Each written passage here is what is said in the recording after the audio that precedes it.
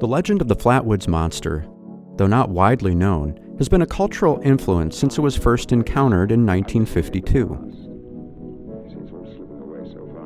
The story has inspired works of fiction, art, toys, and video games. The Flatwoods Monster has been featured in many TV shows like history's Project Blue Book and in video games like Fallout 76 and Ghostbusters World. Though Braxy, the Flatwoods Monster, has occasionally enjoyed the limelight, most interest in the legend has been relatively recent. In the years following the sighting, Braxy wasn't often mentioned.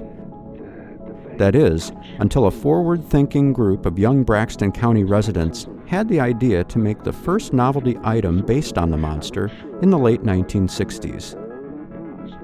This is the story of Braxton County Chapter of the Jaycees and the sordid tale of the Braxton County Monster Lantern.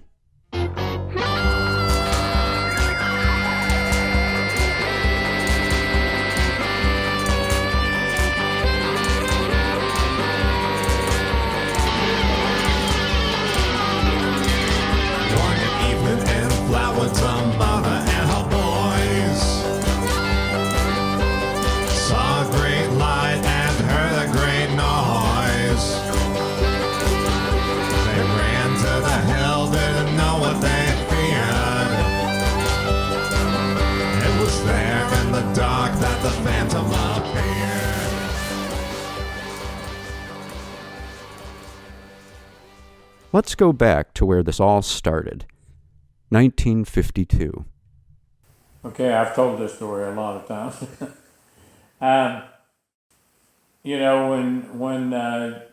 you're in the freshman class, you got a lot of new friends, and one of my new friends was Neil Nunley, and everybody just loved him. He was just a great guy. And the story goes that he and Eddie and Freddie May was two of the boys with them. There was a Lemon boy also and a Shaver boy.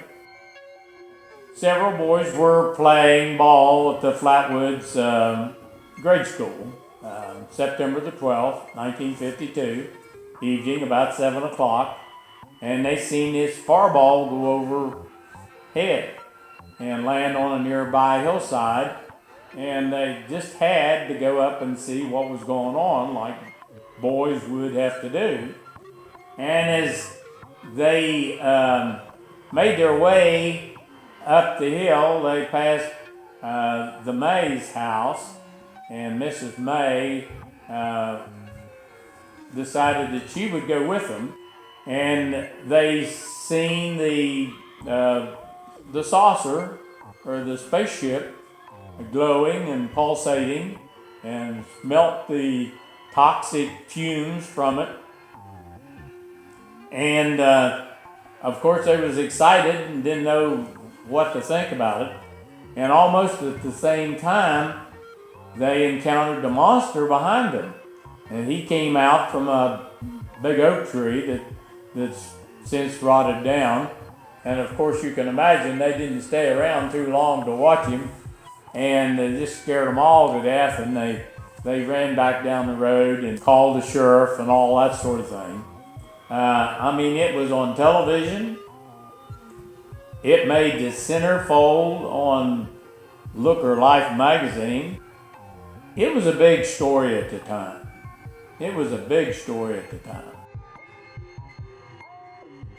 The Flatwoods Monster caused a media sensation in the early 1950s, but like many things, soon faded from view.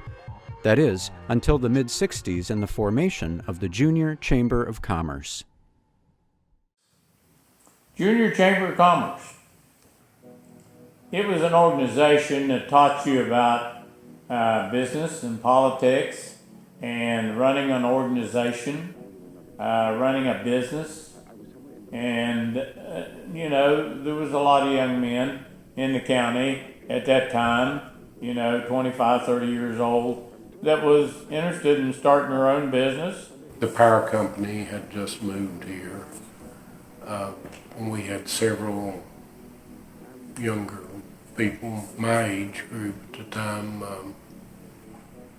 full of energy and ideas, and It gives you an opportunity to do budgets and doing projects for the good of the community. The one that I remember most is the Braxton County Cemetery. And the Braxton County Cemetery at that time had been let go for a number of years. We maintained it for years after that. We did other projects, small community projects. We did go to state conventions and stuff like that. some of them went to the same churches. You know, I think there were 4 or 5 fellows from our church that were members. I think you had to be under 30 years old or something of that nature. We had pretty good membership at one time. I'm going to say we had 25, 30 members in Braxton County at one time. The Monster and how we got started in the Monster, we needed a profit maker. I don't know who came up with the idea of making the replica of the Braxton County Monster, but it seemed like it fell in my lap.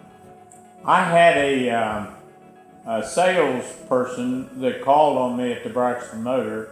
His name was Bob Bossert, and he was a manufacturer's rep for paint.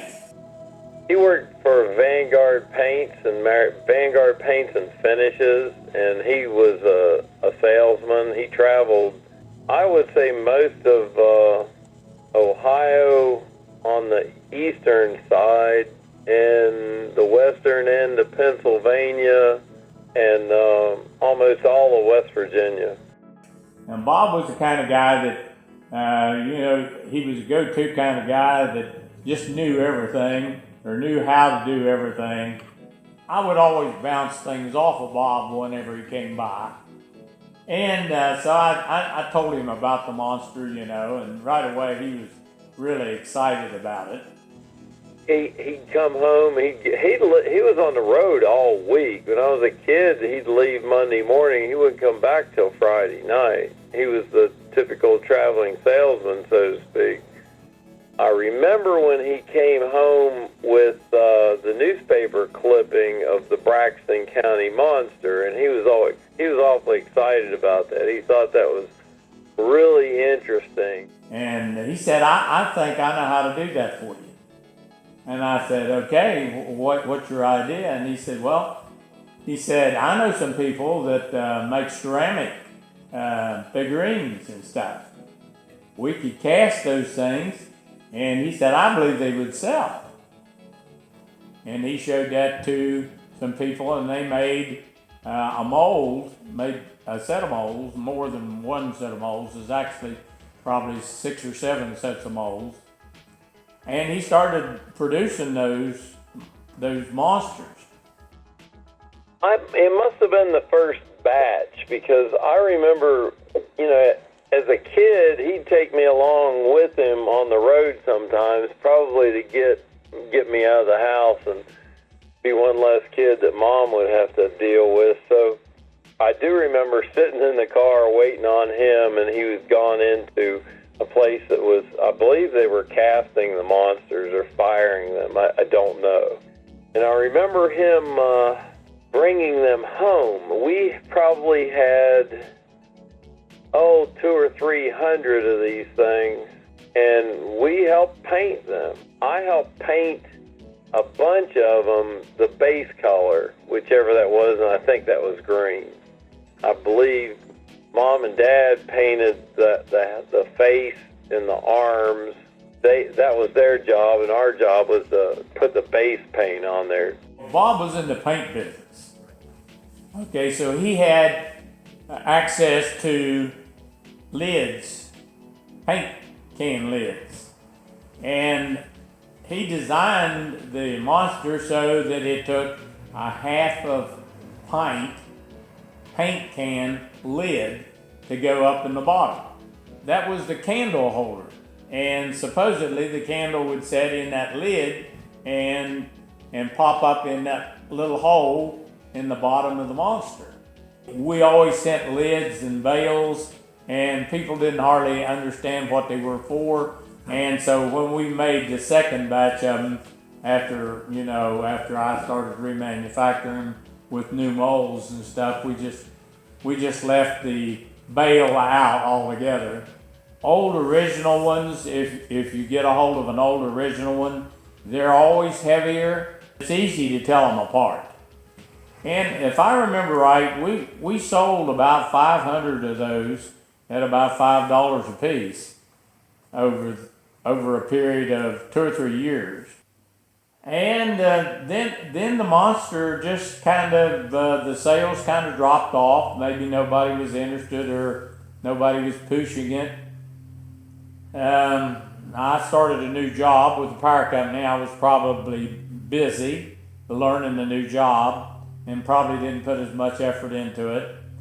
And the Jaycees kind of folded their organization in Braxton County. A few years went by, probably the 1980s, and a lady called me from Clarksburg one time. She was a librarian for the Clarksburg Library. Gray Barker had written the story about the monster sighting, and that was one of the big things that he spent a lot of time writing about and investigating and that sort of thing. They had a room up there that they was putting a lot of his artifacts and stories and stuff.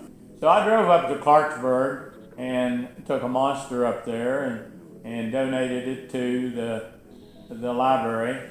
And there was a lot of people there, and they was all excited about it. And several people asked me, was there any chance of maybe being able to purchase one of those monsters? And so I thought, well, maybe we need to start this thing again. Maybe we need to give it some thought. So I called Bob Bosser, and he was still around. He was retired at the time, but yes, he said he thought he could come up with some. So he made me a couple of dozen, and they just went out like hotcakes, And there seemed to be a lot of new interest in the monster.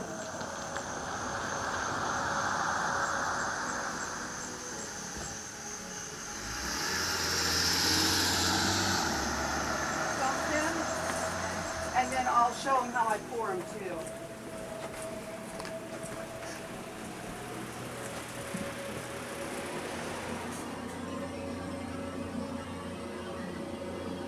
Okay, then we fill them to the top. And we'll leave that there. Like I'll set my timer again. Now these are our molds too. Yes. Right.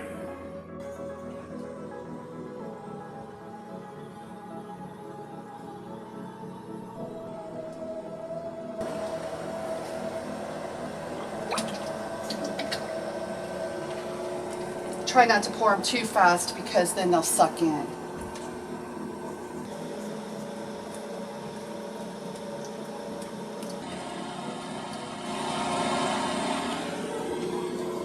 Okay, just leave it aside. We just clean off the top and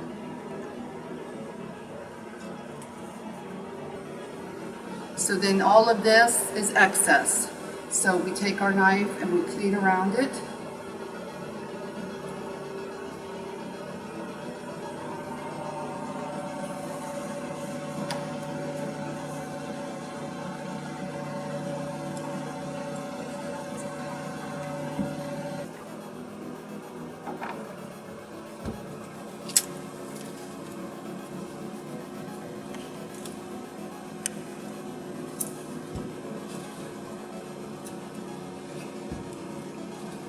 So then you just lift straight up. And then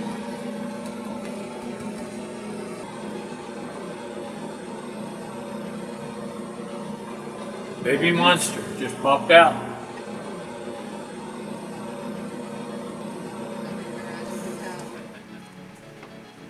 sister comes about once a month with her friend and sometimes her kids. And she drives 4 hours from. Okay. All these have to be, cut out by hand or done by my little tools.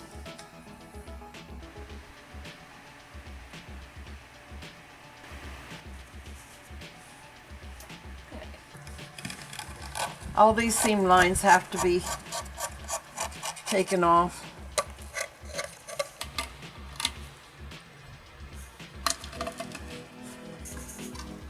It just...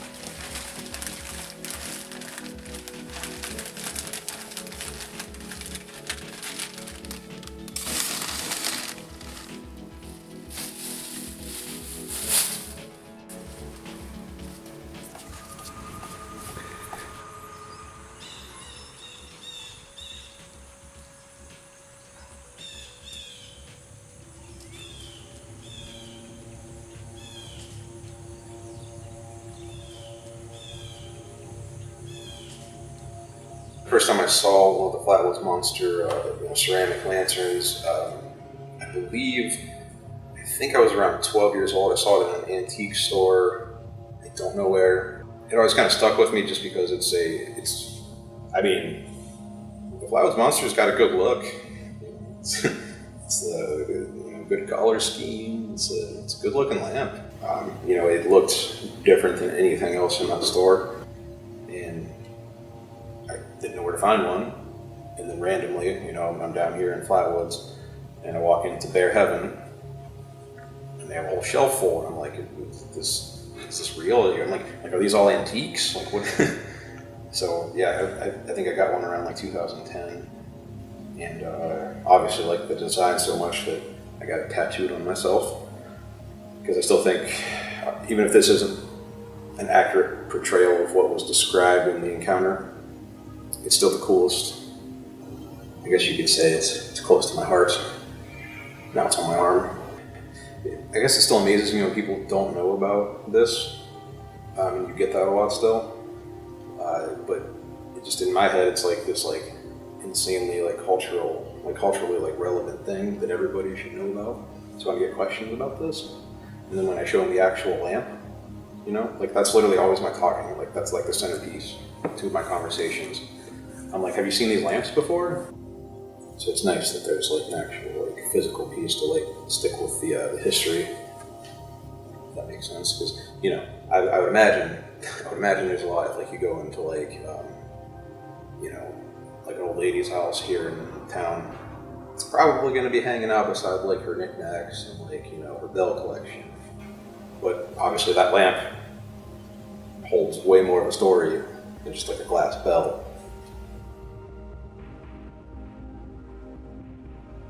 Though many artists have replicated the monster, the original Braxton County Monster Lanterns remain the benchmark by which all others are measured.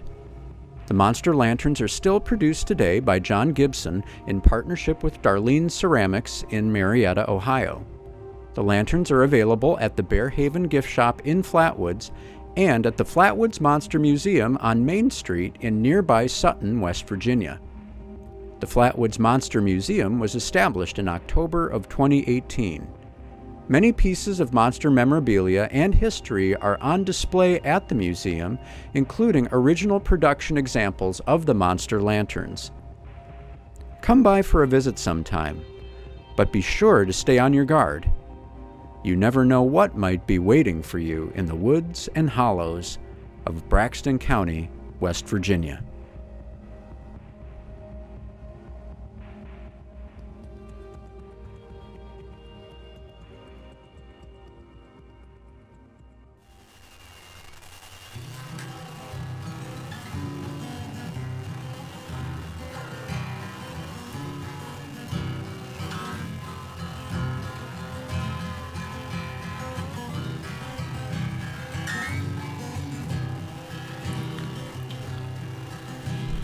Evening in Flatwoods, a mother and boys saw a great light and heard a great noise. They ran to the hilltop, didn't know what they feared. It was there in the dark that the phantom appeared.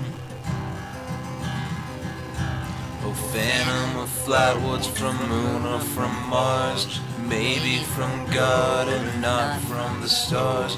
Please tell us why you fly o'er our trees, the end of the world or an omen of peace. The size of the phantom was a sight to behold. Green eyes and red face, so the story was told. It floated in air with fingers of flame. It's gone with a hiss just as quick as it came. Oh, phantom of Flatwoods, from moon or from Mars, maybe from God and not from the stars. Please tell us why you fly o'er our trees, the end of the world or an